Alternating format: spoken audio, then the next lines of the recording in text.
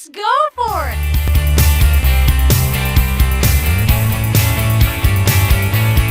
I like the dark stuff. Give me the dark stuff.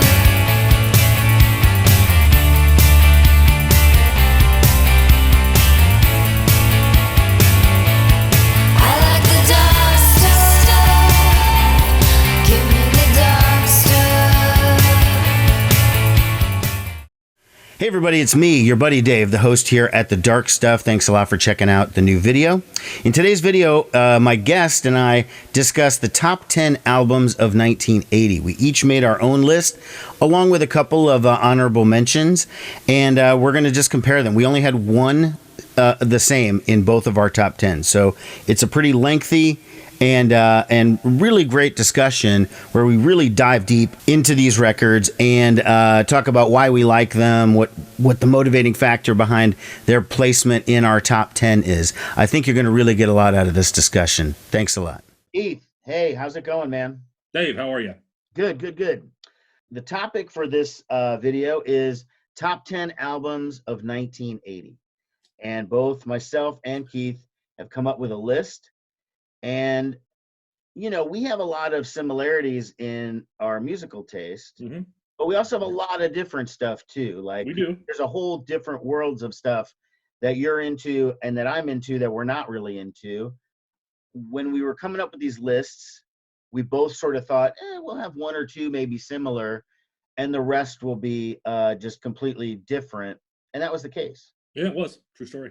Now, were any of the ones on my list something that you were unaware of, hadn't heard before, or what? You're familiar with all of those, right? I was pretty Well, familiar. you know what? Never mind. I better not say. We better not do that. This question. Okay, it's because not it might giving, reveal something if you say, "Oh, give yeah, anything well, away. That's a good you know, point. that Bee Gees album was really, that you mentioned it, something like that." So we don't want to do there. So let's go ahead and start with our where you start in the top 10 countdown. You start at number 10, and my number 10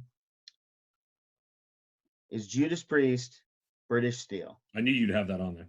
Yeah. It's a good album. Classic Judas Priest album. This is when they went full-blown metal, right? So, in other words, no flirtation with we're a rock band or a hard rock band. It's we're full-blown wearing leather. Every song is about metal, and we're metal. Right. You know? It was very intense for 1980. Is what I would imagine. Funny how tame it sounds now. What exactly? Because when you hear stuff like United, okay, which is that sort of sing along, sounds like a British soccer song or something, Yeah. Or even Living After Midnight, Breaking the Law, two huge hits off this record. Those are pop pretty much at this moment, and they're all over the radio, and it doesn't seem extreme or anything. The only thing extreme really is Rob Halford's haircut there, because I don't know if you can see it or not, but he's got like long hair there. That's before he, he was the one dude in the 80s, the metal dude that had short hair. That's true. Well, I can think of. And Udo from Accept. Oh, yeah, you're right. Off You're to right. the walls, Yeah, you're right. I'm going to get those. I'm going to get them. And I think some guy from like Metal Church had short hair. But yeah, you're right. If you were in the 80s and you were in metal, you had to have hair. Hell yeah. So, I mean, this album to me is just, it's not my favorite Judas Priest album. That would come a little bit later, but it sets the stage for what these guys were doing. They're in their peak period here. It goes this, then it goes Point of Entry, Screaming for Vengeance, Defenders of the Faith. They were practically the biggest heavy metal band in like 83, 84 during that period. So this was the precursor to that. I think what I like about it is obvious there are hits on it. There's good catchy songs on it, but they do have some more metal songs like Grinder and Steeler, which, by the way, Ron Keel named his band Steeler based on that track. Trivia. There you go. Good to know. Yeah, because I know you were wondering. Now I could sleep tonight. Thanks. So, I mean, that's what it is. It was very difficult coming up with this list.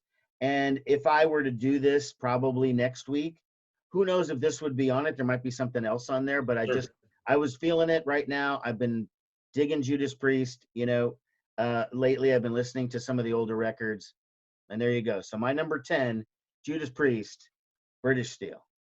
All right. All right, let's hear your number 10. My number 10, I had it was tough. I mean, I just picked a random year. In 1980.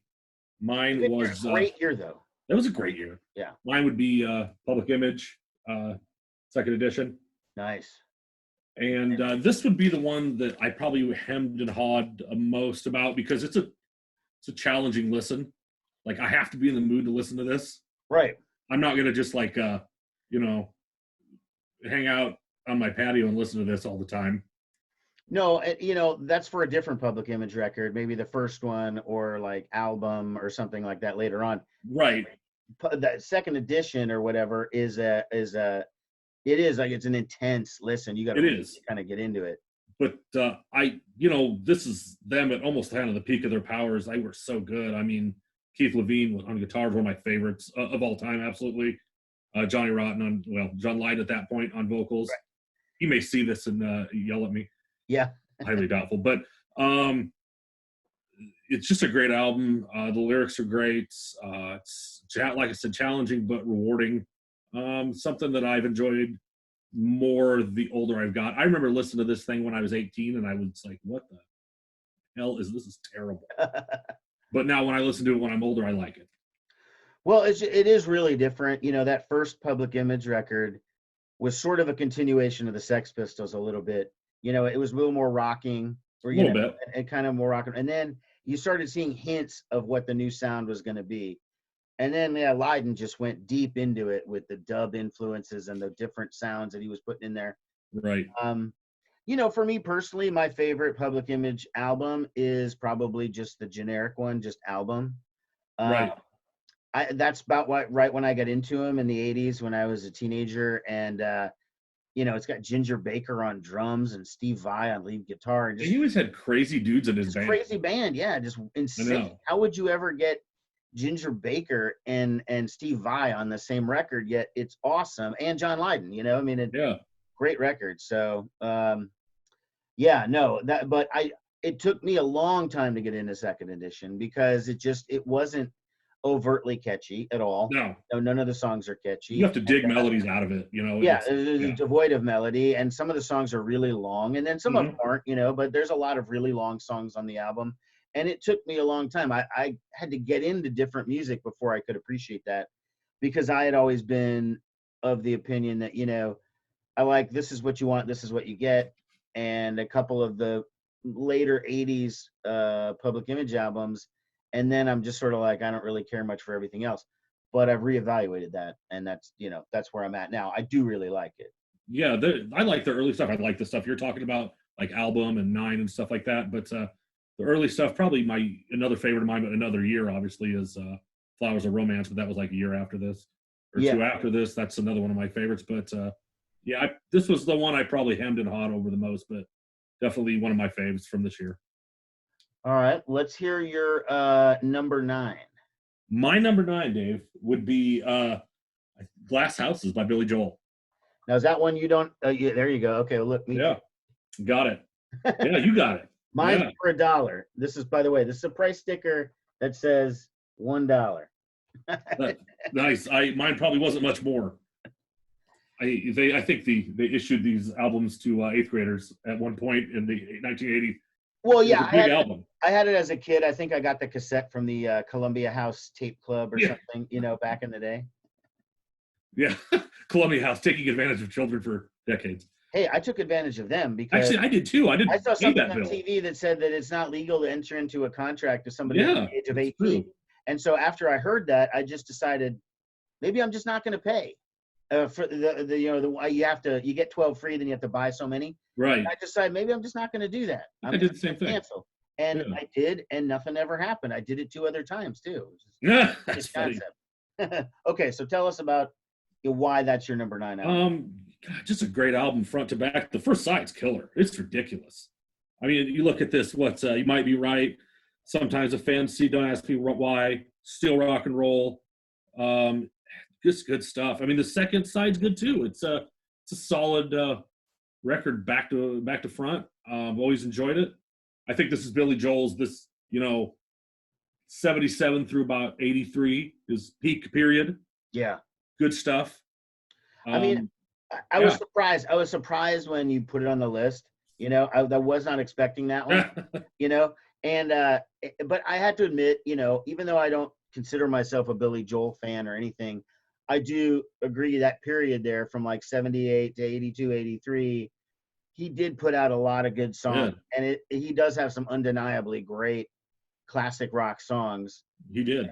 He may be kind of a dick in his personal life or whatever, and He gets in a lot of car wrecks. he gets in car wrecks. He bangs a lot of models. He fired his whole band that he'd been with for like 20 years because he wanted to, cut expenses or whatever. Right. You're one of the richest guys in music, but whatever. Anyways, but the fact is, he's undeniably talented, and I suppose that's probably for me the album all the way through that's the best, because once he starts getting into like Uptown Girl and stuff, there's just some cringy moments along. Yeah, I agree with that. But that one was still kind of pure rock and roll. He wasn't trying to experiment with other different styles. It was like this was the Billy Joel sound. I feel like he got bored with that at some point in the 80s, and he had kind of wanted to change his sound and redo it or something. He did, and you're right with like the Still Rock and Roll to Me and the Uptown stuff, and which would not some of my favorite, but like but the song on here, Still Rock and Roll to Me, that's a song that's awesome. I mean, it's kind of his response to, I think, what he saw going around him at the time. Yeah. Musically. And I mean, I think it was also, it was a defense of new wave and punk and all this. Yeah. Because I think a lot of people in his world and his aura, more mainstream, rock world, was very dismissive of punk and new wave and a lot of the new stuff that was coming up in the late 70s, early 80s. I think that was Billy Joel just saying, hey, whatever, it's still rock and roll. I still works, So that was cool that somebody that big sort of got it, Yeah, when I was a kid, I liked that. It's one of those records that is aged pretty well, and I still enjoy it. So I put it in my number 9. That's a solid mainstream rock record, rock record, whatever. I mean, it is good. And so there you go. So there's your number 9. I was definitely surprised by that one. Yeah, I thought you might be. Yeah, go ahead. Say again. I'm sorry, I missed that. I thought you might be. Yeah. Surprised. Like, I wonder if Dave thinks, but I was just going with my gut. That's what I felt. That's what I wanted. That's what this is the best thing. That's why this list is good. Because I even found a band on here that I was on your list, and we'll get to it when we get there, but that I actually was only familiar with by name, and I listened to the album on Spotify, and I was like, this is super good. When we get to it, I'll tell you. So nice. So my number 9, I don't have a physical one to show. I thought I did, but I was digging through my CDs and records, and I didn't have it. So I must just only have it digitally. Is the self-titled album from Iron Maiden, their debut from 1980. Is that the one with Diano? Yeah, Diano is on that album. I'm not an Iron Maiden fan by any stretch of the imagination, but I like that album. Look, I think it's great. Diano was only on the first 2 albums, and I think the second album, Killers, has a lot of filler on it. There's just a lot of weak tracks. Right. The debut album, the self-titled Maiden album, is all killer, no filler. I mean, this was the stuff, they'd been playing around England for the previous 5 years, and it built up this reputation as being this really excellent up-and-coming new kind of metal band. And these songs on the debut album, Prowler and Running Free and Phantom of the Opera and the song Iron Maiden and Sanctuary and Charlotte the Harlot, these are the songs they were playing for those previous 5 years. Right. So by the time they got to this record, they had perfected it. So this was just jam after jam after jam. It's a pretty good record. It is, and it has that punky feel.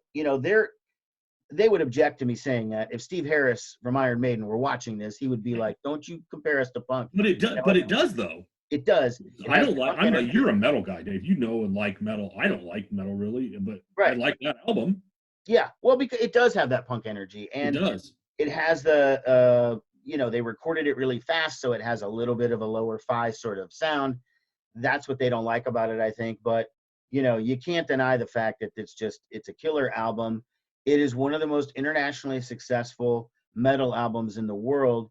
You can go to any country on earth pretty much, maybe not North Korea, I don't know, but pretty much everywhere else. Kim Jong-un loves Iron Maiden. Yeah, you will find Iron Maiden fans who can't speak a word of English, but they can sing the song Iron Maiden. They're a huge band. Yeah, they are. And there's a movie about them, that documentary about where Bruce Dickinson is their pilot, and they're flying all over the world Yeah, on I've international seen tour. I've seen Yeah. like a little blurb about that before. Yeah. Well, it's good. They're going into all these. I mean, they go into Central America, they go into South America, they go into all these Mexico, all these places, and they're just hordes of Iron Maiden fans were there. They were just Crazy. loving the shit out of that band, which I always think is cool when you see, you know, uh, countries that don't speak English, but they're very, very excited about these American rock bands, and that's the Yeah. only English they know are the They know songs. all the lyrics. Like you see Japanese dudes that like metal and they like know every lyric. Absolutely, they are so pumped for. Here's my question. Here's my question for you about that Okay. album. The cover is like a monster kind of looking guy, but it's not quite Eddie, is it? It's the origins of Eddie. It's the origins of Eddie. So in Okay. other words, it got perfected as it went on. But I believe, and someone in the comments will tell me if this is wrong, but Right. I believe it's the same artist that drew Eddie for all of their albums up to their current stuff. This was just the beginning of it. This is when he first kind of created the character, and I don't even know if they were calling him Eddie at that point. I just think Yeah. it was a freaky looking image to put on the cover, and that was it. And then later on, they were like, "This has kind of become our image." And then every album had a certain theme with that guy on it, and then he became a character. That's Okay. how I think it was. Anyways, I really appreciate that Paul Di'Anno stuff, and I think it's someone like you who doesn't like Maiden in general can appreciate No. that record. I think a lot of people could give that one a listen, similar to sort of Motley Crue's first album, which had a punk energy. Agreed. That album has tons of energy. It sounds raw. It's punky. Right. I would never be mistaken for a Motley Crue fan. That album is good. It's good. No, and I do like Motley Crue, but I only really like the first couple records, and then they get boring for me. But Right. excitement on that first album, the energy, that's Good. what I like about the Iron Maiden one too. And I've never seen Iron Maiden live, but I've seen enough concerts on YouTube and stuff like that to know that these songs are still being played, a lot of them in the set, and Bruce Dickinson sings them. Right.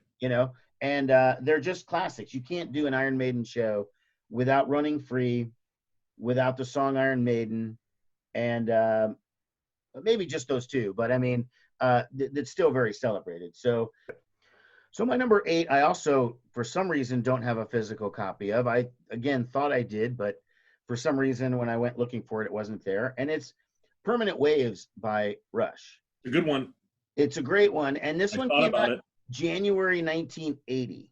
So it almost was a 70s album. Right. It just barely got in there in 1980. Like the second, feels like a 70s album. It does feel like a 70s album. It does. Now, this was the beginning of the Rush's more mainstream period, and I don't think it was that they went mainstream. I think the mainstream just kind of got to them for a brief period. I would agree with that. Because they weren't doing the really, really long prog songs and the Cygnus X1, which is 18 minutes, or 2112, a whole side is a song and stuff like that. Emerson, Lake and Palmer shit. Right. And I was glad, because for me, like, I like certain periods of Rush. I like them at the very beginning. Yep. Where they kind of sounded like Led Zeppelin, and they were just sort of like a Canadian Zeppelin. Yeah, agreed. Then in the middle, they got it a little too proggy for me, and the songs got way too long and whatever. But you're right. Permanent Waves and Signals, that's what I like. Right. Permanent Waves, Moving Pictures, Signals, that 3 was their commercial peak, and I think also their artistic peak. But we'll talk for Permanent Waves. I mean, the main thing for me, and I want to pull up the track listing here since I can't look at it. I mean, The Spirit of Radio to me is hands down one of the best rock songs ever written. I mean, I love that song. I like the message behind it, the whole, idea of, turning on the radio and the crackling sounds. Right. Yeah, I like that too. And it's just this tour through, the experience of hearing new things and learning about new music and all this stuff. And I think that, younger people today don't listen to the radio. That's not where they look for stuff. They all look on the internet. And you and I are old enough to remember the pre-internet days when the only source you had to find music was turning on the radio and hoping that you caught something cool. Right. So I totally respect that, what he's trying to say with the spirit of radio. And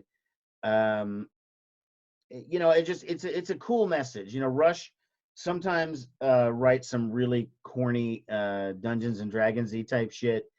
Other times they get caught up in like different philosophies that Neil Peart is reading about at the time. But that's just a straight up great rock song.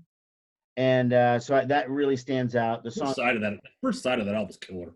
absolutely. And the song Killer. Free Will, Yes. also really great. It is catchy as fuck. It's Oh a yeah. great riff. And it's one of Rush's most timeless songs for sure.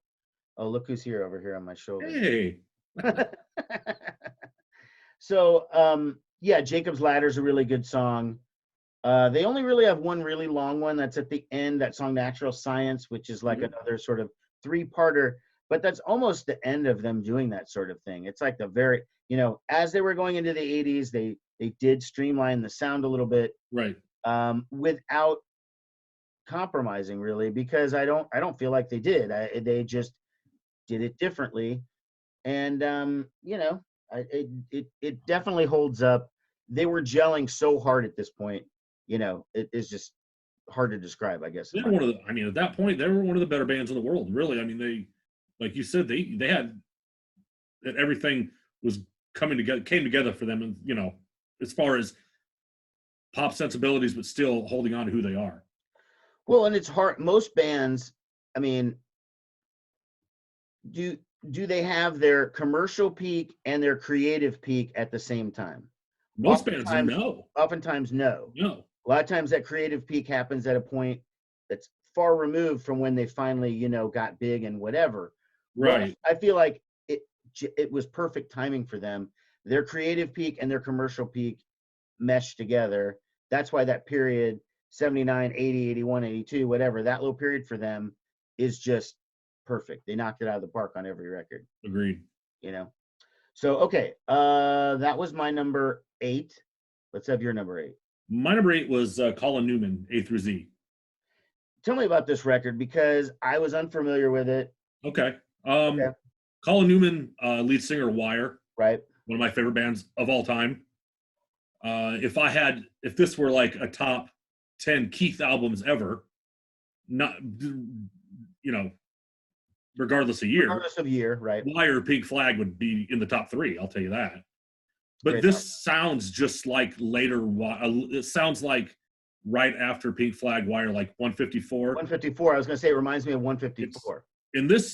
A lot of this, in a way, is kind of a Wire album, but also a Colin Newman solo album, because some of the guys in Wire do play on this. Okay. But it's a fantastic album. It doesn't sound like anything except for Wire. And it's an album I got into, I don't know, probably 15 years ago. And it's just always something I go back to about once a year. I'm like, God damn, I missed that Colin Newman record. Now, why did he feel compelled to do a solo album? Wire was still really kicking it there, weren't they? Or did he already break up? It's weird with Wire. So they had these segments in their career. So they were like total art students. You know, they were those arty kind of kids that wrote punk songs that had some substance behind them. Okay. They had their first initial blast of like 3 records, you know, one Pink Flag, 154, and then they did like Chairs Missing and stuff. And then they kind of had kind of a cooling off period, and then they didn't come back again until like the mid or early to mid 80s, when they had like A Bell as a Cup, Until It Struck, and stuff like that. Buzz in the eardrum or whatever. Yeah, that stuff. And then they had another like lull, and then I don't know what was totally going on with the band, but I know that some of the Wire guys are definitely, I want to say the guitar player and the bass player are definitely on this band. Don't quote me on that. Okay. But I know two of the Wire guys were on this album. Well, I was listening to it, for the first time, and I'm not sure what I thought about it. I mean, it took me a while to get into 154 from Wire. You know, sure. Pink Flag was instantaneous. Those are just great, short, classic punk songs.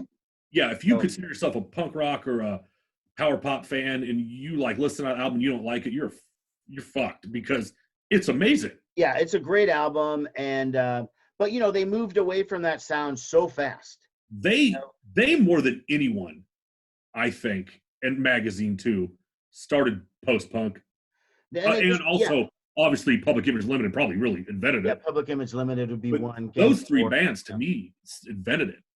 Yeah, well, They Gang of all Four never really had the punk period. They just started off. They were kind of post punk. You know what I mean? They just were. Right. Yeah. They just were there. So they changed their sound so rapidly into Chairs Missing, into 154, into whatever. And it took me so long to get into those the second and third albums that I think, if I revisited this Colin Newman album at some other point in the future, perhaps maybe then I would get more into it. My first listen through it, just to get a taste before we did the interview or the talk or whatever, was I'm like, little meandering and stuff, but then that's what I remembered about 154. So agreed. So yeah, those are my thoughts on it. And I it was my first listen to it. I knew he was in Wire, and but I didn't really know what it was going to actually sound like. Now I do. Well, when I was first introduced to Wire, and this is probably in the early 90s or so, it sort of came because Firehose did a Wire cover. Well, you and I once went to a show with Mike Watt where he did more Wire songs than Firehose songs. Right. So it's true. So Firehose did a Wire cover, and I played it for one of my friends at the time in the early 90s, who said, "Oh, you should actually listen to Wire," Right. And I heard Pink Flag, loved it, but he was like, "No, Pink Flag is cool, but they got so much better on the second and third albums." Yeah, there's some Wire nerds that like dismiss Pink Flag, which I'm like, he wasn't really like dismissing it. He was just like, it was an okay starting point, but they really got their sound when the second and third album. Right. So and that was my introduction to Wire, and I really connected with Pink Flag. And it took me a long time to listen to those others. This is what it reminded me of. So I think eventually I'll probably gel with it, because I do ultimately like almost all the Wire periods, including their current one. Their last like 2 records were actually really good. They just put out good albums. They don't put out bad music. Right. Their last 4 or 5 records have been solid. So okay, that was your number 8. So let's have your number 7. My number 7, which I actually have, Ultravox, Vienna. Nice. This is definitely a very Keith record. This was the time when the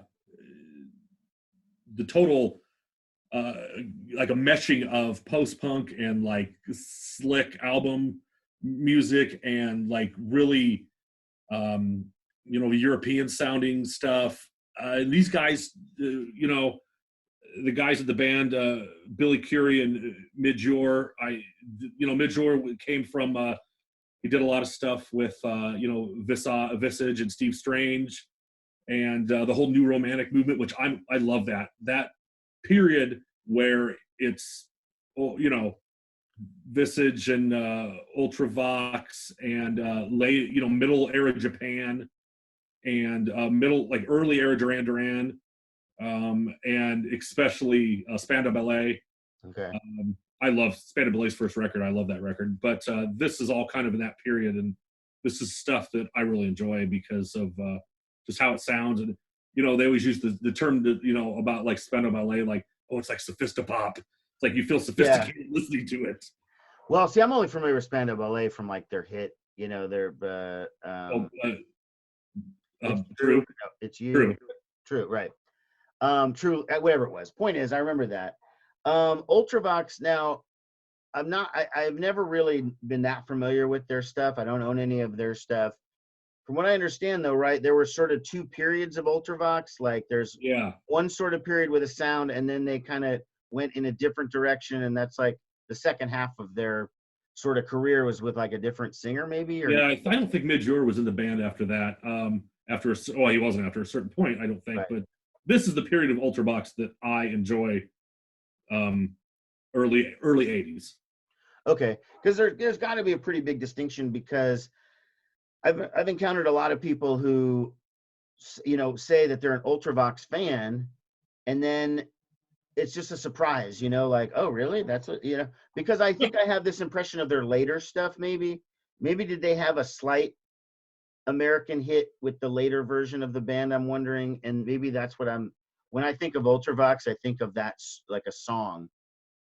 I don't know. If I can figure out what it is, I'll try and insert it in the Figure out what it is, because I try to think about it right now, and maybe I, not. Maybe not. Maybe it's just I read about them, so much. I certainly don't claim to. I certainly like them a lot, but I certainly don't claim to know every Ultravox song. But from this period, I certainly do. I just feel like they had like a minor hit, or maybe it was something like an MTV hit that got played a bunch, and that's how I On this remember album, I'll tell you this, Dave. On this album, there's a song.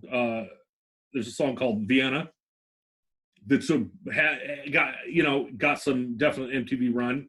It's a really cool video, kind of reminiscent of like I don't know, maybe like Love Will Tear Us Apart by NXS or something like that. Okay, all right, I like that song. Obviously before, right. But yeah, this is the period. They have an album called Quartet after this that I really like. They have an album called Lament that I really like after that. But that's kind of the period that I know them. Okay. And kind of most familiar with that stuff. But then they had albums before that too. They had an album in I don't know, 79, 78 called like Systems of Romance, when they were kind of just forming. Okay. But that's what I know of them. Yeah, I mean, it was an okay record to me. It didn't really grab me on that one. That wasn't the one that really grabbed me. So I'm only casually familiar with Ultravox, Sure. and I gave it a brief listen. I can't say that I listened to it that closely. But I get it. It definitely sounds like a U record, that's for sure. Yeah, sure. Sure. So moving on, my number 7 was Van Halen, Women and Children First. I knew you were going to have that on there. Yeah. Now I love the old Van Halen, the David Lee Roth era only. I don't care much for Van Hagar. I don't, I never liked them after Dave left. This album, I think the first 3 Van Halen albums, it was just effortless greatness. They didn't even really have to try. They were so good, and they had it so down, their shtick, their sound, their style, whatever. They practically invented 80s metal in 1978, and nobody ever did it better than them. Their debut album stands up as the blueprint for all of that stuff, in the 80s, non-thrash metal, but any other kind of metal that came out in hard rock or whatever in the 80s, that was the blueprint. Once you get past the first album, the second album had some good hits, but it was really when you get into this album, To Women and Children First, where you really see them tweaking it and getting kind of weird. Not every song was just a hit. They started doing some weirder shit on here. It's got the obvious hits and the Cradle Will Rock FM radio staple. I grew up hearing that on Z92 all the time. Everybody Wants Some was huge.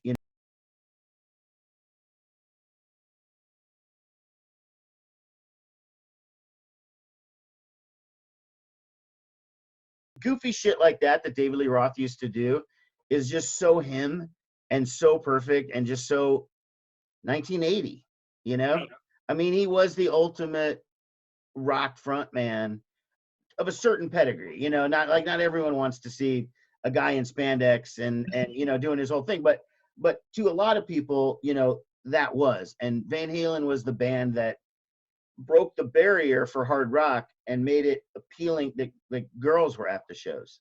Right. Iron Maiden in 1980. No girls at the show. If you found 2 women in the entire club. Van Halen, the place was packed with girls because they loved David Lee Roth, and they, they could sing the songs. It wasn't like some extreme thing. But they had some really weird ones on here, like Loss of Control is just this kind of bizarre, short, heavy song where it sounds like Dave is like singing into it's meant to be like you're on a plane. So I think he's using an effect of like trying to make his voice sound like it's coming through a airplane. Like the pilot or something. Yeah, like yeah, that sort of thing. Could This Be Magic is a great acoustic song, one of their best melodies. It's like, it's just stripped down Dave and Edward Van Halen, and that's it. Don't even have the rest of the band hardly. In a Simple Rhyme, which is the closer on the album, to me is like a pop perfection song that Van Halen never played and didn't even remember. Because I remember listening to a Rockline interview. Remember Rockline back in the 80s? Oh, yes, I do. Yeah.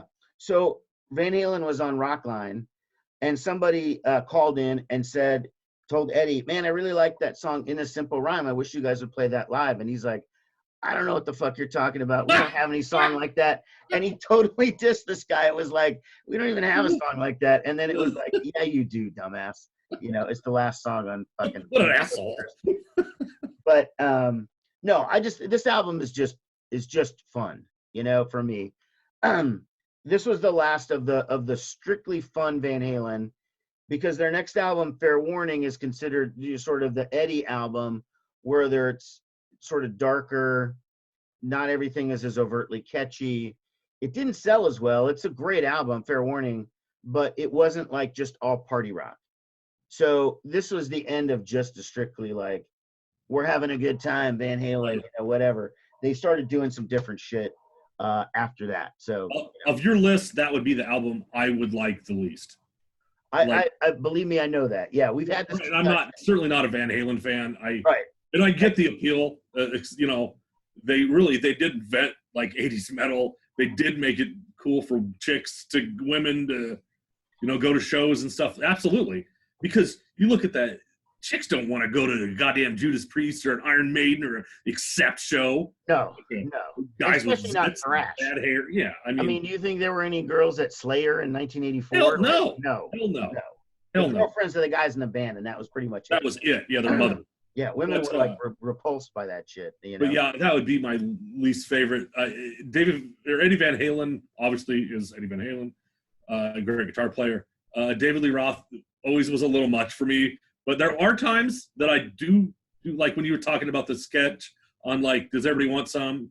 Yeah, so I'm like, that's funny. He's just different, you know. There's nobody that's ever been like him. No, he's one of a kind. He's had a lot of imitators in the 80s, but when they imitated him, they didn't seem to get what was the real charm of David Lee Roth. Like, to me, look at a band like the Bullet Boys. Okay, they were just wanted to be Van Halen when they came out. There's a lot of bands that wanted to be Bullet Boys and Kicks and. But what they did, what like a band like the Bullet Boys, okay, so they had the singer with the long blonde hair, and they looked the same, and they, you know. And he yelled, and yeah. But they didn't catch the essence of the music. I mean, so much about Van Halen is they are pop songs, you know. I mean, yeah, there's Eddie going off on the guitar, but he never was so unrestrained that it was like, what the fuck is going on? I mean, it was always very tuneful, and you know, his solos were not just, fucking snooze fest, here goes, 2 minutes of soloing. Right. No, he just puts a lot of cool shit into like 25 seconds, and then they move on to the next part of the song. Yeah, you're right. So they always kept it together that way, and I feel like that's the appeal of them to me and why they were so great. You know, and Hagar, it just was a buzzkill to me for the whole, you know. I don't know. Okay, moving on. We'll do mine. I'll give you a number 6 here. All right. Grab it here for you. Everyone knows this album. One of the most celebrated albums in history. Sorry for the glare. It's still in my wrapping here. ACDC, Back in Black. Amazing album. Okay, the first album to feature Brian Johnson on vocals. And I was, you know, on the scene to a certain degree back then in 1980, but I was 9 years old. You know, I listened to the radio. I listened to bands. I claimed to be an AC/DC fan in 1980. I do really like the Bon Scott period. And in general, my AC/DC fandom is mostly that 70s stuff before Back in Black. However, Back in Black is so undeniably good. Just the song itself, Back in Black, is just, I've heard it a million times. And every time you hear that, oh yeah, hell yeah, dude. You know, and it comes on, and you're just like, fuck yeah, you know, that riff is so there's not a bad song in that record. No. Not a bad song in that record. That riff is so good. And everyone on here, and like, I get it that they were doing this. This was the tribute to Bon Scott because he had died. I've always been under the impression that this album was essentially written with Bon Scott. He just never got to record the vocals, and then they cut it with a new singer, because I just don't believe at all that they could introduce Brian Johnson into the band, a total stranger who they've never met before. Wasn't he a chauffeur or something? No, he had another band. He had another band. Or did he have another band? Okay. And he joined the band, and as a total stranger, he's going to start writing with ACDC, with Malcolm and Angus Young. They write these killer tracks. And they're going to come up with their best album ever. They were never as good as that afterwards. You know, For Those About to Rock was good, just a little bit, not as good, you know, and they kept declining after that in terms of the quality of the songs. You know, they do a song called Have a Drink on Me. Yeah. In light of the fact that Bon Scott died from drinking, seems a little disrespectful, but that's what makes me think it was written before by Bon Scott. That sounds like something he would sing. I mean, dude was a notoriously huge drinker. Obviously, he died of drink. Right, huge drinker. He loves that shit, you know? So there's always been a little bit of mystery to that album. There's something suspicious about it, that they could just meet, be total strangers, gel so fast, and write an album that good with the three of them writing the songs. I've always seen that as suspicious. I never thought about that. It's a good point, though, Dave. You know, because by the time they got to the next album, For Those About to Rock, and then Flick of the Switch, and then all of their shitty 80s albums after that, they were never as good as that. I mean, they never, even For Those About to Rock, which has some great singles on it, you know, is not nearly as good as What's the one that came out when I was in junior high with like Thunderstruck and Razor's Edge? Oh yeah, Razor's Edge. Well, Thunderstruck's a good song. I really like Money Talks and Thunderstruck, yeah. But they had an album in there in the middle, Fly on the Wall. Yeah. That album is a piece of shit.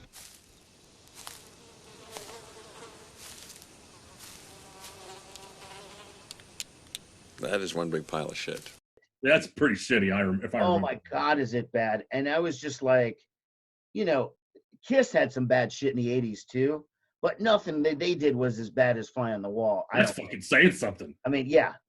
That is a terrible fucking album.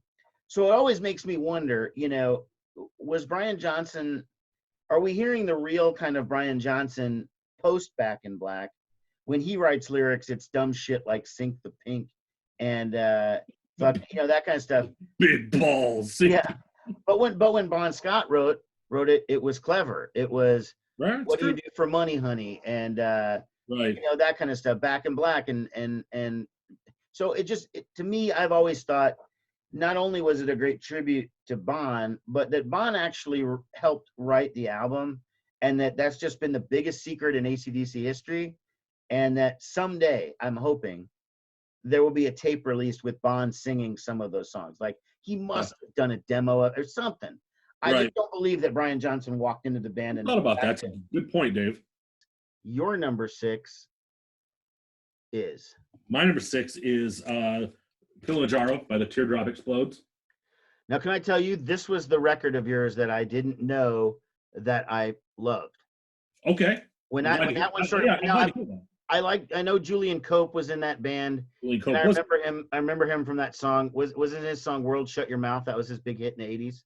I believe that's right. World Shut Your Mouth. Okay. I believe that's right. I've always heard the name Teardrop Explodes. Never heard it until this. I love this record. It was really good. So yeah, these guys, Liverpool, same kind of gene pool as Echo and the Bunnymen, who also fantastic band. Who I've always been one of my favorites. But yeah, Julian Cope, the main songwriter, the main guy behind it. He's a strange guy. He has some abstract lyrics, a lot of stuff going on. But this was their debut album, and it's amazing. I mean, it was one of the, and I got into this, I don't know, 10 years ago. It was one of the albums maybe the first album I ever listened to. I'm like, oh my God, this jumbled kind of stuff of like saxophone and synthesizer and guitar can actually sound good. Yeah. You know, question mark. And like it did. And it's really catchy and it's really good. And something I listen to all the time. No, every time. Okay, so first of all, I made that playlist with our 10 albums each, Right. and I put it on shuffle just so I could just hear a bunch of stuff. And every time there was a song that I didn't recognize, but that I thought, man, this is good, I would look up at the screen and I would be like, oh, it's that Teardrop Explodes record. So then I just decided to listen to it. And then I had to look it up. How do I know this name? And it was like Julian Cope. And I was like, oh, right. World Shut Your Mouth. I remember that. Maybe that wasn't even the 80s. Maybe it was the 90s. I don't even know about that song. Boy, it was right late 80s, early 90s. Right. And I think that's his only American hit or whatever. But no, I really liked it. That was the one of all the albums that I was unfamiliar with, and there were a couple of them on your list. That was the one that I connected with and I liked, and I could see myself listening to more in the future for sure. Well, I'm glad you enjoyed it. It's a great album. And yeah, World Shut Your Mouth.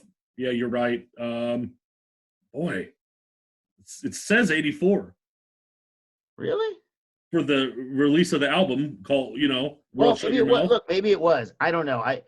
I know, like, I have encyclopedia like knowledge of the bands I know. Yeah. If it's somebody that I didn't cross my path and when I was younger, I just have no way of spacing when it came out. So that 84 could be right. I mean, I'm sure that's what the internet says. Hey, who am I to question? My number 5 CD, Soft Boys. Okay. Underwater Moonlight. One of my favorites for a long time going back. Boy, these guys are great. They have been around. I mean, this is an older, obviously, a lot of people have covered their stuff. This is Robin Hitchcock. Right. People who don't know, he was a lead singer. He had Robin Hitchcock solo in the New Egyptians and stuff like that. Kimberly Rue was in the band, contributed on a lot of stuff. But where's she from also? Or Kimberly Rue? House? Yeah. I think it's a guy. But yeah. Okay. But never mind. I'm thinking of somebody else. Shit. I don't even remember. Yeah, it's a guy. Okay. But I mean, these guys are from from the UK, and I don't know what other band Kimberly Rue was from, but I just know that I've liked this song or liked this album, excuse me, for a long time. A lot of great tracks. I Want to Destroy You, Hot, good stuff. I've listened to this album since I was a kid. Well, I liked I Want to Destroy You. I was familiar with that song already. Did or did not the Circle Jerks cover that? They might have. That's a good question. I don't know. They may have. They may have. I believe that's true. I'll have to allow that. Somebody can Google that and let me know. I didn't really like the record that much when I was listening to it. Okay. I've always kind of had a weird thing with Robin Hitchcock. Like, I feel like I want to like him, especially when he was with the New Egyptians. I think, yeah. Robin Hitchcock and the Egyptians. I always saw him as like, he was in that school with like Elvis Costello and those people, but I never saw him as being as good as that. But that's just my opinion. I love Elvis Costello, and I think when I see somebody, even like someone like maybe John Wesley Harding, who was very influenced by Elvis Costello, or some people who are sort of similar, I'm always like, yeah, but they're not as good as that, but that's not their peer group. And that's not what he's not trying to be Elvis Costello. But so I've always had kind of a complicated thing with Robin Hitchcock. I got a sampler from his box set that he put out a couple years ago, which had stuff from all the records. And, I liked it, but it didn't really change my opinion on him that much. He's just maybe someone that I'm just never going to really be able to appreciate. Well, I feel the same way as you do. Like, the Soft Boys, when they're together as a band, like their first album is called A Can of Bees. Really good album, too.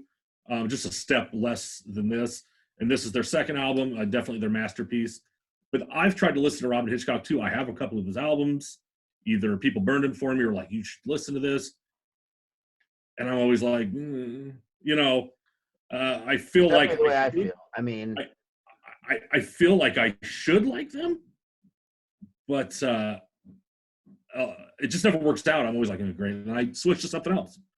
But well, look, there are some bands where, the band is really great, and then they go off and do a solo career, and you just never really get what their solo career was about. I mean, this isn't maybe the greatest comparison, but like when the Replacements broke up, Paul Westerberg's done some good stuff outside of the Replacements for I sure. like some of his solo stuff quite a bit. But to me, it never really, the first couple of records, I always felt like he was trying too hard, and it just didn't have the same feel as the band.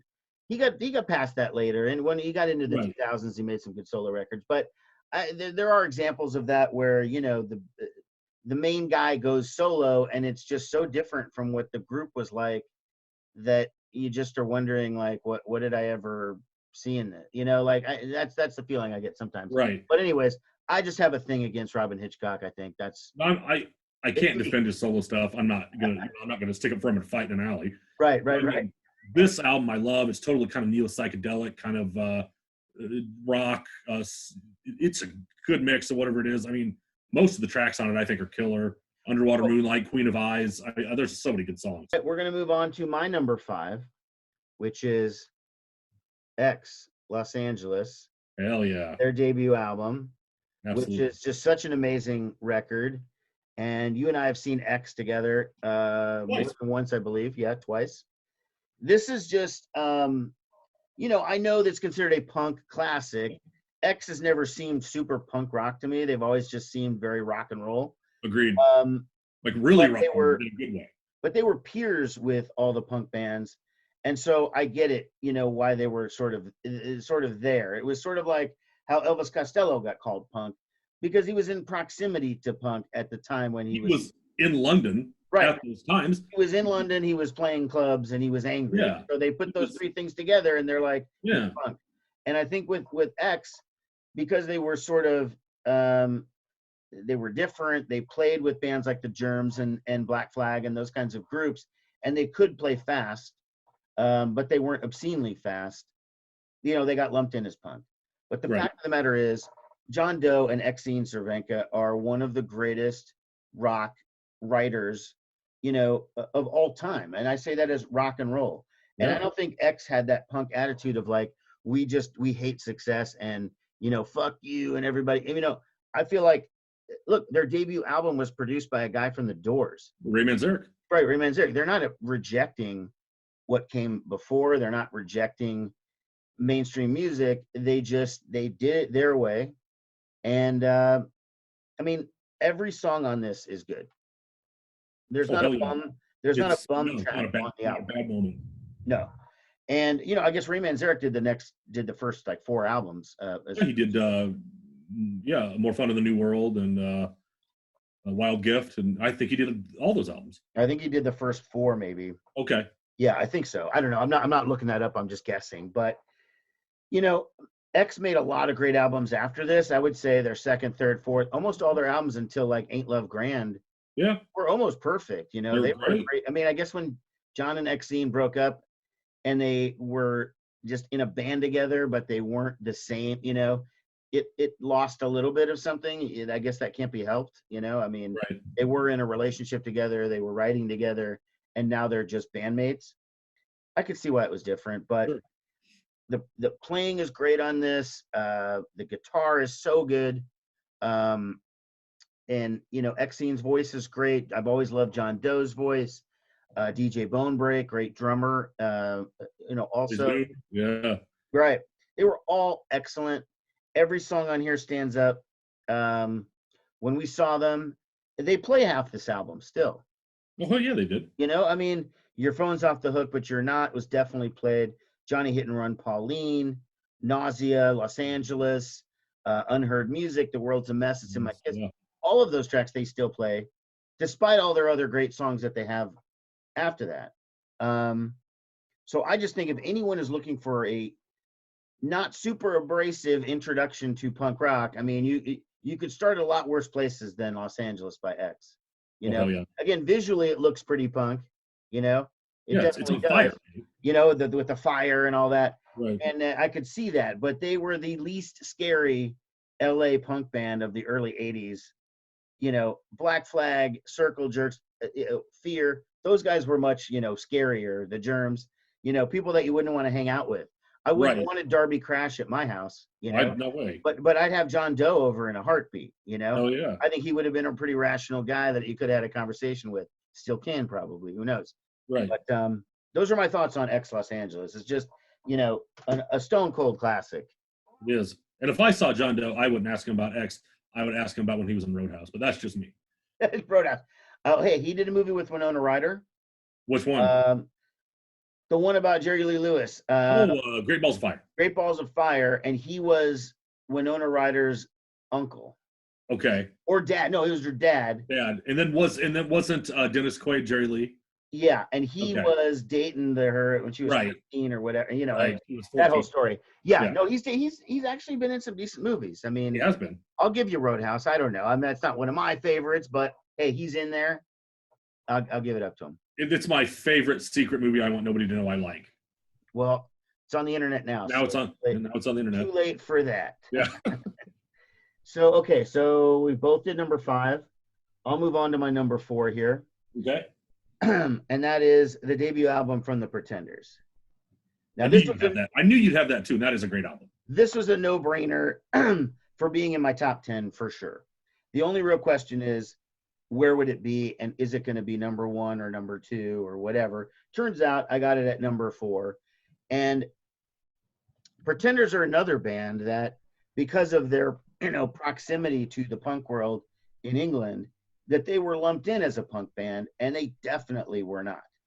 No. I mean, they had some aggression on certain songs, Tattooed Love Boys, and what was the other one? Well, whatever. I won't go through the whole thing, but there was some punk Time was in aggression there. England during the whole punk thing. She hung out with all them. Right. I mean, she Real- was there at all All those. the Clash, the Pistols, the real dudes. Right, all those legendary shows. She was there. Yes. She knew Yes. all those guys, and was part of that whole world. She even wrote for the NME at Mhm. one point. So Chrissy Hynde was there. She was immersed in that world, but she is a brilliant pop songwriter. Okay, Agreed. Brass in Pocket, amazing. That was just an ultimate single. I heard the demo of that. It was a hit as a demo. You know Sure. what I mean? I mean, it's just solid. Stop Your Sobbing is a cover, of course, from the Kinks. Precious is great. That's pretty punky. The Weight, some of these other songs. And then, of course, the second album was great.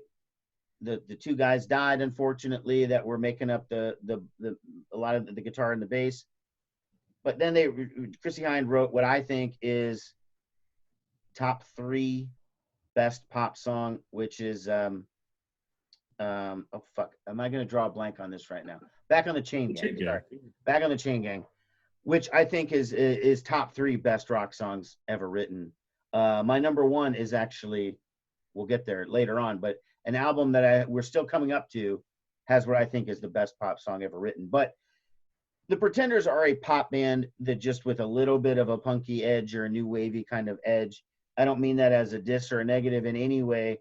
I think their first 2 albums are flawless, and this one is there. It is flawless. It's amazing. Okay, you're number 4. My number 4, which I don't have a digital copy, which I'm mad at myself, is Echo and the Bunnymen, Crocodiles. Yeah, And good album. boy, I love Echo. They don't really make bad music. They have so many good songs. Ian McCullough, Will Sargent, definitely the guys in the band who are still in the band and who are the nucleus of the band. But this record is so good, and they would get comparisons to like the new wave. And some of this is stupid that you hear and read, but some of it makes sense, like the 80s version of the early 80s version of the Doors, because they do have the keyboards and the rolling organ a lot of times, and Ian McCullough is a great vocalist, and he has a great presence about him. I saw them live. I was lucky enough to see them live in Chicago years ago, and great stage presence in a way like Jim Morrison. Yeah. And this album, Crocodiles, Village Terrace, what else is on here? Rescue, Pictures on My Wall. It's one of my favorite records, definitely. Village Terrace is a good song. Yeah. No, These that's a guys good are a album. Liverpool band. I think I liked some of their stuff. sort of after this album. Oh, I that like stuff's this great album too. a lot, but I think it's like maybe an album or two in after that is kind of where I started really Sure. like gelling with Sure. them, you know. And there's still another band, you know. I was having this discussion in another Yeah, you're right, video. Dave. Yeah, those are good too. Ocean Rain and Porcupine. Those are great too. Right. And I was having this discussion with somebody. It's in another video that's coming out, but it was like in Omaha in the mid '80s, early to mid '80s, they just abandoned English music. Period. On the radio here, they never played it. Period. Oh, I never heard any of this stuff unless it was. No, you You heard know the who I heard this classic stuff British from? stuff. My brothers, my friends' older brothers, who had went away to college. That's who I heard this stuff from. Yeah, it was because Z92 didn't play a British band newer than Led Zeppelin. You know. You know, and I remember Z92 when I was a kid, and like, if you heard maybe Led Zeppelin or Queen, Another One Bites the Dust or something, that'd be it.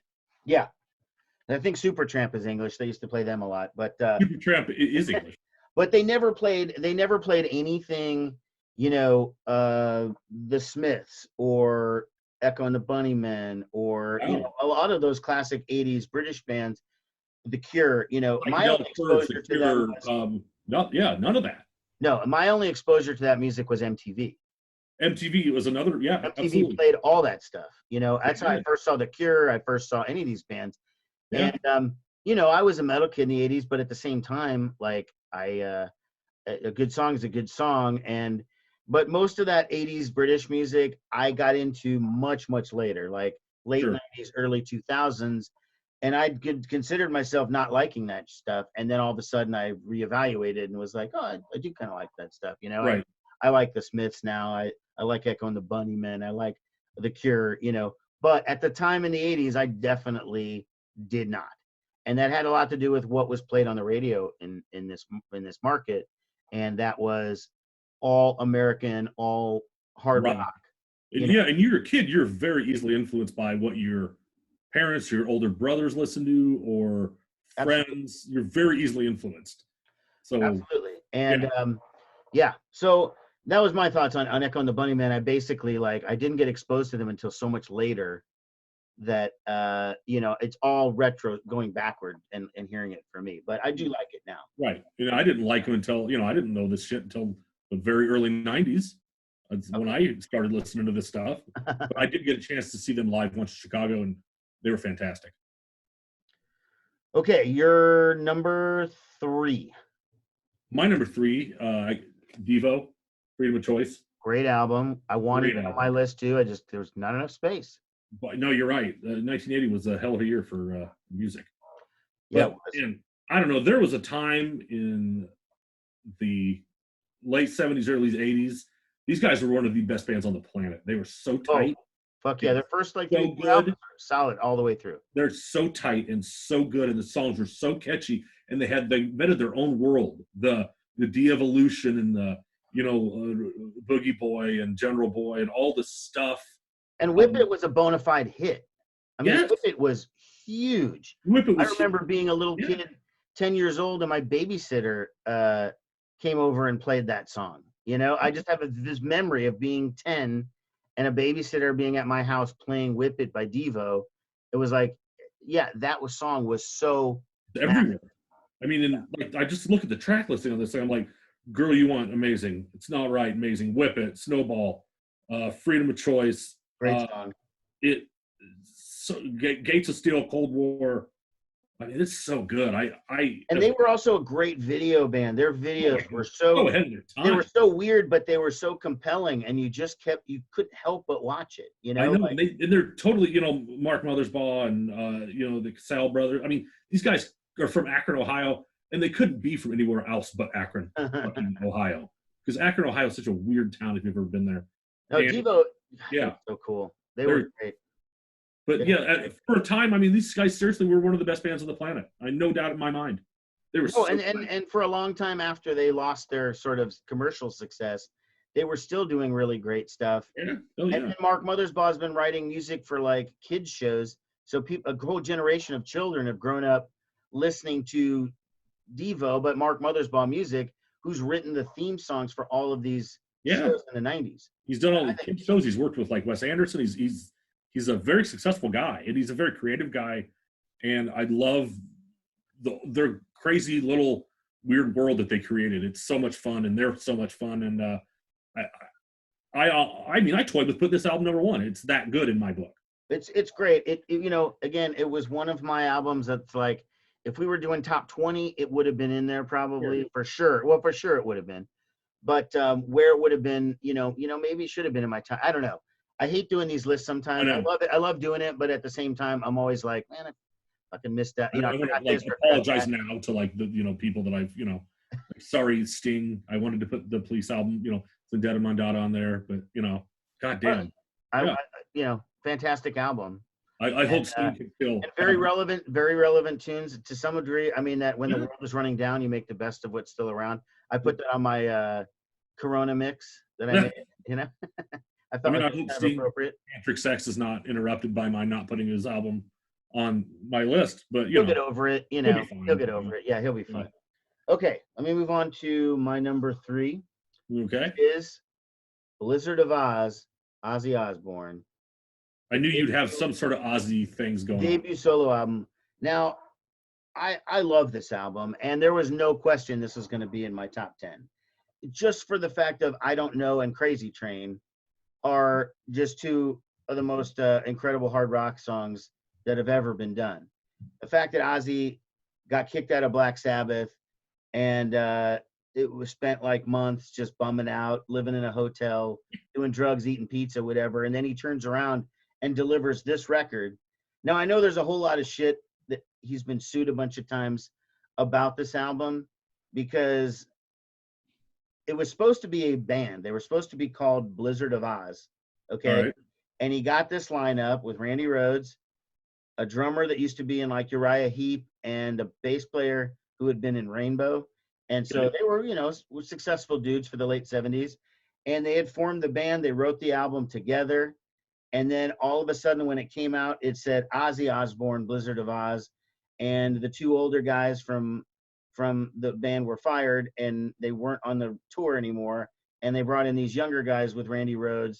And that was the band that you saw when you saw Ozzy's band. It wasn't the dudes who played on the record. I didn't know that. And they did use those same guys on the second album, and again dissed them and didn't use them on the tour.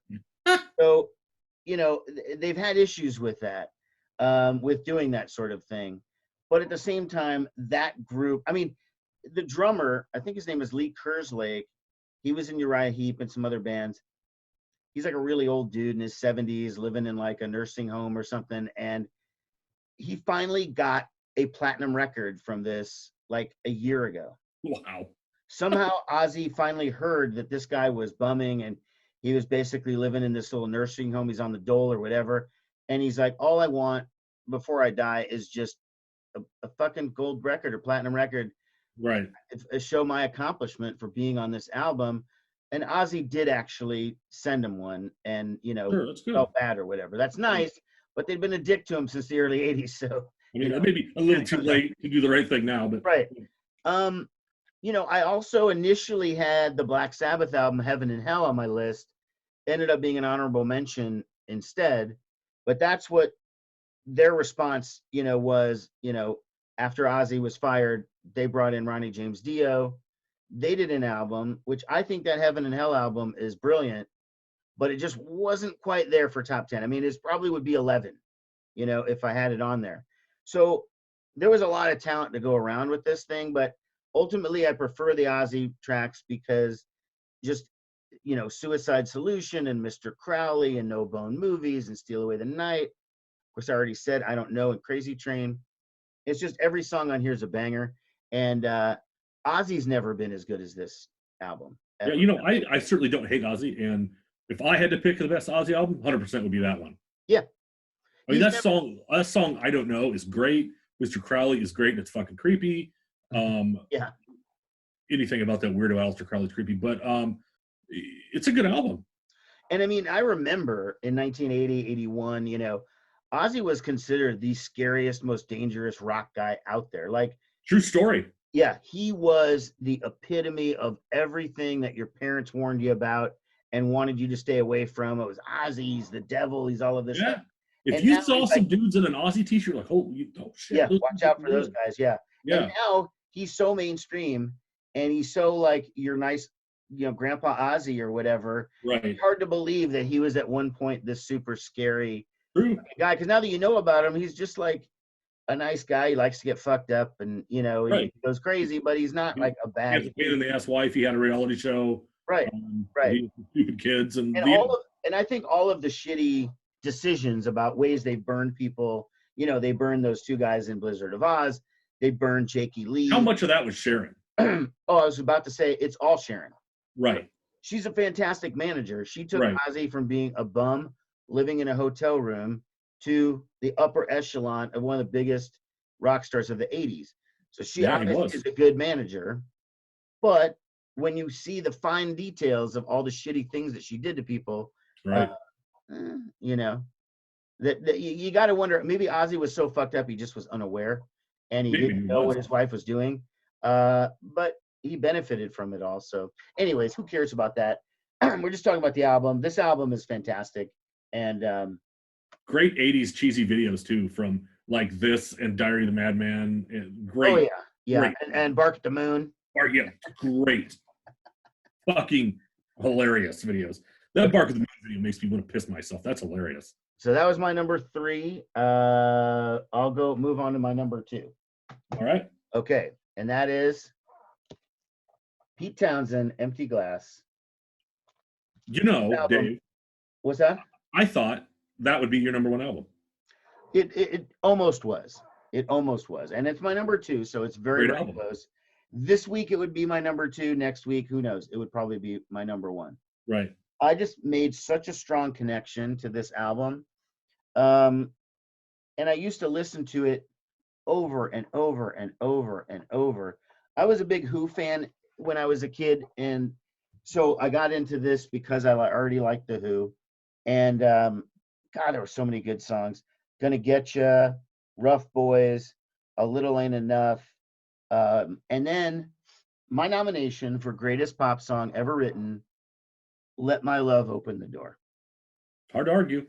I mean, come on, with the genius of that fucking song. I mean, Argue. it is so fucking good. The second that the keyboard part comes in, and oh my God, that's such a good song. I wouldn't have expected it from Pete Townsend, especially knowing what I know because I've read his autobiography about this time in his life. I mean, he was a heroin addict. He was an alcoholic. He was fucking up. He was kind of, his marriage was in shambles. He was fucking around with different girls, maybe different guys. I mean, there's rumors that he was maybe bisexual. And certainly that song Rough Boys opens up the possibilities on some of the lyrics. But I've heard that also said that that dismissed as nonsense. It's just, he says, I want to hug and kiss you or whatever. It's just being British and flamboyant, Right. or whatever. Maybe. I mean, I don't know. But every song on this is solid.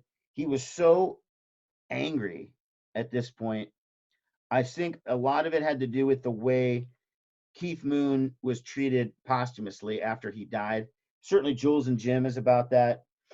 And just about how people didn't get it and they treated him like shit and all this. And I just think there was this anger and this explosion of these new sounds. And also half the band, Big Country, I think was the band on this record. Great band. Yeah. So I don't know. That's my number 2. I love this album all the way through. Pete, some of his best songwriting ever. And in fact, the Who put out a great album right after this called Face Dances, which I really like. It had You Better You Bet on it. Mm-hmm. Accused Pete Townsend of holding back his best stuff for his solo career. Yeah. And then not giving the goods to the Who, Now, maybe there's an argument there, but I mean, who gives a shit? This is just fucking great. That's my number 2. Great album. Townsend, Empty Glass. So Great album. fucking good. Good stuff. Number 2. My number 2, Fisher Z, Going Deaf for a Living, or in England, Fisher Z. Right. Or Canada too. Or Canada as well. This album, boy, I've liked this band for a long time. The guy who is the Fisher Z really is a guy named John Watts. They're from England. They got, like everybody, got lumped together with punk. Weren't certainly more boy, more in the vein of, I don't even want to say Elvis Costello or Ian Drury or something like that, but like just good kind of new wavy rock, just so catchy and so good. And this is one of those albums I suppose most people in America wouldn't know, but in Europe it sold like 2 million copies. Yeah, I wasn't really familiar with this record at all. I mean, excuse me, I'd seen the name, but I knew nothing about the group at all. I've brought it to your place before and played it on record night, as a matter of fact, with you and I and Eric and All right, so I forgot. Okay. Matt and Joie and everybody. Yeah. Okay. Well, I did not remember that at record night, but I knew the name. Maybe that's where I heard the name before. Right. Was when you brought it over. But I did not. I was completely unfamiliar with this, and to see it as high as number 2, that's impressive because I know how much you're like, Ultravox and Tuck on the Bunnymen and whatever, and this is higher than that. So obviously, it's a big deal for you. This is I've always liked these guys. When I was a kid, I used to buy all those like punk compilations, like tapes and CDs. Oh, yeah. It'd be like a mixed bag. You don't know who you'd get on there, but you'd be like, oh, there's a Clash song or there's a advert song or something like that. But in one of these compilations that I got had a Fisher Z song on it, and I was really taken by it. And back then, it was harder than hell to find shit. Oh yeah, any English record was hard. But yeah, there's a track on this album. All the tracks are good. Obviously, it's my number 2 record, for Christ's sake. But there's a track here called "So Long," probably one of my favorite tracks of all time. It's so good. "Going Deaf for a Living," "No Rights," "Crazy Girl." This is just good. It's good rock music with a little bit of a new wave edge. And like I said, I don't know if maybe people are more familiar with it than I think, but I don't think it's very familiar. But I know it's one of those things that, like, in America, like a band like, look like a band like Aha. They had the one hit song here, "Take On Me." In Europe, they sold tens of millions of records. Oh yeah, they're not considered a one-hit wonder. They Millions, no. But in America, one hit wonder. Right. This album in the UK, in England and stuff, and in Europe, sold a couple million copies. And crazy. These guys, they're really good.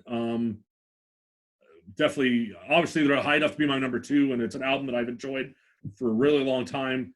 I got it on vinyl probably about 10 years ago, but I had it on CD for years and years and years. And I had to go to like a college town and find it like a college record shop when I was like 14. I had to go to like Lawrence, Kansas to find it. But because obviously in Omaha, back then, not gonna fucking happen. I mean, they had, you used to have to go to the import section and in the back of the store. Sometimes they had it, but there'd always be like didn't even have it. Right, there'd always be like 1 or 2 other people that liked the same thing, and they got there before you, and the store only got one. Right. That kind of shit. That used to be the same with a lot of metal stuff from England. True. You couldn't get it domestically. You had to get it from the import section. It was twice the cost, etc. So, yeah. This is my number 2. Just a great album. John Watts, great songwriter. Hard to find anybody to compare them to. Definitely kind of their own thing, but definitely elements of new wave, pub rock, stuff like that. All right, so now here we're at the moment of truth. All right.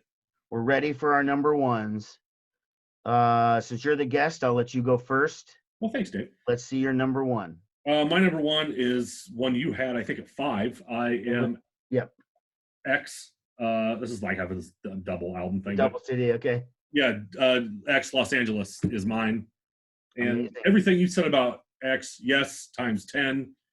And seeing them live and even listening to them as a kid, such a good band. Billy Zoom, DJ Bonebreak, amazing. The guitar in this is amazing. It's half surf guitar, half kind of punk. Well, but you're right. Billy Zoom was so good on that record, and he's still really great. I know. Even when he was touring, and now he had a stroke or something, I think, and so he has to sit down. And it doesn't affect his playing. He was amazing. Fucking whales. Yeah. And then, you're right. Everything you said about John and Exene, the wordplay, the back and forth, the tortured couple. Perfect. It's so good. I mean, and you're right about, so much that LA punk. And believe me, I love British punk way, way, way more than I like any American punk. punk to me is lyrical content and attitude. That's why the Slits are a punk band. Yeah, to me, always punk was never a genre so To much. me, it's not an a attitude sound. or a state of. It's a state of mind, is what it Yeah. always was. In my That's opinion. why like the Pistols and the Slits and Wire were all punk, but they all sounded totally different. Right. They're lyrically and what, you know, but some of the LA punk's really good, but some of it sucks. You know, but these guys don't suck. Like you said, their first 4 or 5 albums are fantastic. And they were so much more consistent than their peers, because like the They were. Germs, well, they were gone in a minute. Circle Jerks had that great debut, and then Right. Suspect after that. Black Flag, you know, I do like their slower, more metal-y stuff, but it's nowhere near as good as Damaged. They just weren't as good as the time got on. Their slower, heavier stuff was Right. good, wasn't great, you know, but X, they were consistently good the entire time. Maybe after Billy Zoom left and they brought in the guy from the Blasters, and that album they did with him, maybe it wasn't quite as good. And they were a little more mainstream in the production and stuff like that. But X was just such a fucking awesome band. And I appreciate them more now than I ever did back in the day, you know? Oh, outstanding. I had to put them number one. That wasn't easy, but I don't feel bad one bit of like, oh, that's my number one, because it's amazing. And everything you said about them, they're so good. And I'm glad we've got to see them a couple times live. Because and all the original members too. Because that never fucking happens. No. You and I have seen a lot of shows where it's like original guitar player and 3 dickheads. Right, or two guys in the band are there, and then or like Gang of One when we saw Gang of Four, and it was just Andy Gill, rest in peace. But the rest of the guys were all new guys. I mean, you know, they were good. They were very good, yeah, very good. But it just wasn't. Gang of Four's one of my favorite bands of all time. So at least I could see. I saw the dude. Now he passed away. So yeah. That sucks. But all right, here goes. All right, Dave. My number one. I even surprised myself with this one because I did not expect this to be my number one, but when it came right down to it, I had no other choice. Elvis Costello and the Attractions, Get Happy. This album is so fucking good. Every single song, and there's like 30 songs on it, because all the songs are super short, you know, which is great. And also the built-in ringwear on the album. I used to think I bought a shitty copy till I saw that's on every copy. That's funny as fuck right there, you know, that it looks like it's worn out on the back, but that's the way it came. So I never knew that. Yeah. So God, this was Elvis's, I don't know if it's a tribute or an attempt to sort of do as a tribute to Motown, because he really likes that late 60s Motown stuff, Smokey Robinson and all that. And that was sort of what they tried to do with the arrangements. They tried to make them real peppy, keyboard, bass, drums. There's very little guitar of Elvis's guitar on the record. This is early enough in Elvis's career that he's still got that biting tone to his lyrics. I mean, you just like, if he was going to smack you down in a song, it was like the best smackdown you could ever be smacked with. You know what I mean? Like his wordplay was just so good. And I mean, Black and White World, B-Movie, Motel Matches, Beaten to the Punch, Temptation, I Stand Accused, Riot Act, Love for Tender, The Imposter, Opportunity, Secondary Modern, King Horse, Man Called Uncle. I mean, Clown Time Is Over. Every song on this is fucking amazing. And this isn't even my favorite Elvis Costello album, believe it or not. This is maybe my third or fourth favorite. But testament to the dude's music. What's that? Testament to the guy's music, you know? Yeah, absolutely. An album can be this brilliant and it's not even his best album. I know that album of his, I've maybe only heard it once or twice, definitely good. I always tend to gravitate towards his first couple records because they're so punky and edgy and oh yeah, I mean, Armed Forces and but this is a great. You're right. It's a hell of a record. I mean, my favorite of Elvis's is really Blood and Chocolate, which is a couple years after that. Yeah, right. 86. Right. And but you know, when I got into Elvis Costello, because I had resisted him and thought I didn't like him for a long time, when I finally opened up and really listened to it, and I heard this for the first time, I just could not believe how song after song after song after song after song is just like 30 songs on this fucking album, and they're all like gems, you know? Yeah, that dude will put some songs on an album.